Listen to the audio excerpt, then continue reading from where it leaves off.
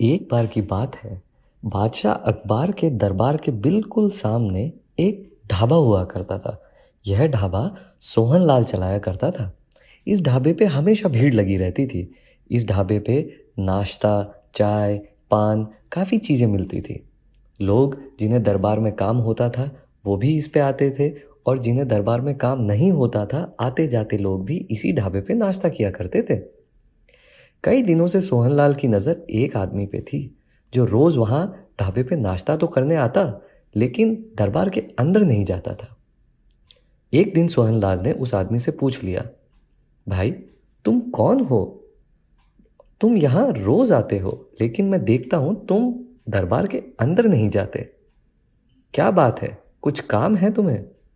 वह आदमी बोला, मैं बहुत दूर गांव से आया हूँ। यहीं पास में एक किराए के मकान में रहता हूँ। मैं सोच रहा हूँ, कुछ काम अगर मिल जाए दरबार के अंदर तो ठीक रहेगा। सोहनलाल मन ही मन मुस्काया और सोचने लगा, दरबार में काम? इसके चाचा अंदर बैठे हैं जो इसको काम देंगे। उस आदमी ने सोहनलाल से पूछा, क्या हुआ भाई साहब, आप कुछ सोच रहे हैं? नहीं नहीं, मैं कुछ नहीं सोच रहा हूँ। कोई बात नहीं दोस्त, तुम्हें काम मिल जाएगा। इसी तरह वह आदमी रोज सोहनलाल के ढाबे पे आने लगा, और अब उसकी और सोहनलाल की अच्छी दोस्ती भी हो गई थी। एक दिन की बात है, जब वह व्यक्ति सोहनलाल के ढाबे पे बैठकर नाश्ता कर रहा था, उसने देखा कि दरबार के अंदर से एक दरबारी दौड़ता हुआ आया, सोहनलाल को आके बोला, मुझे जल्दी से 2 किलो चूना दे दो। सोहनलाल ने पूछा, आज से पहले तो कभी 2 किलो चूना नहीं लेके गए दरबार के अंदर, क्या हुआ, क्या बात है? दरबारी बोला, ये मुझे कैसे पता?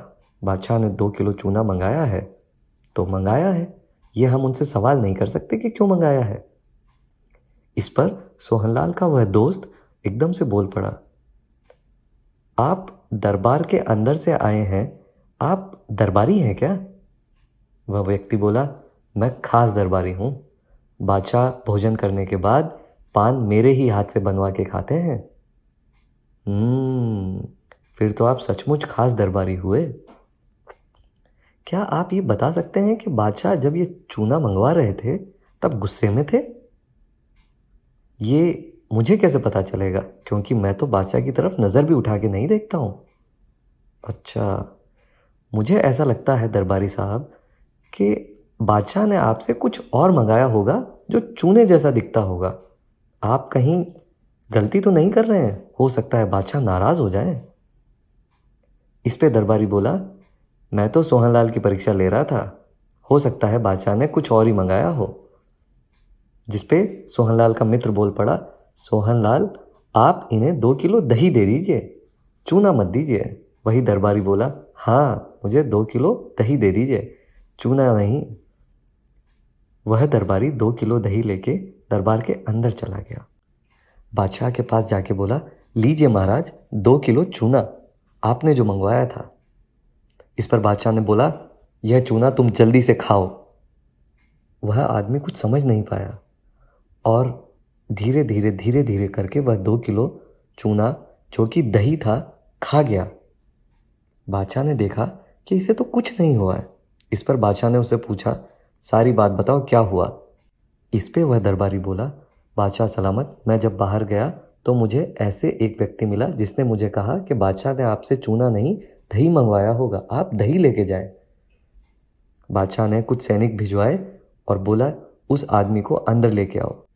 वह दरबारी सैनिकों के साथ सोहनलाल के ढाबे पे गया और उस आदमी को जाके बोला, चलो, तुम्हें बादशाह ने अंदर बुलाया है। इस पर सोहनलाल हंस पड़ा, देखा, आ गई ना दिक्कत। इस पे वह आदमी मुस्कुरा के बोला, दिक्कत नहीं दोस्त, यही तो मौका है अंदर जाने का। वह आदमी जाके बादशाह के सामने खड़ा हो जाता है। बादशाह ने उससे पूछा, कौन हो तुम और कहाँ से आए हो?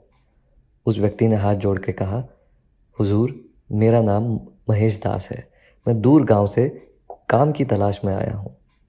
बादशाह ने बोला कि तुम में इतना दिमाग कैसे आया, तुम्हें कैसे पता कि मैंने चूना नहीं कुछ और मंगवाया है, और मैंने जो भी मंगवाया है वो मैं इसको खिलाऊंगा।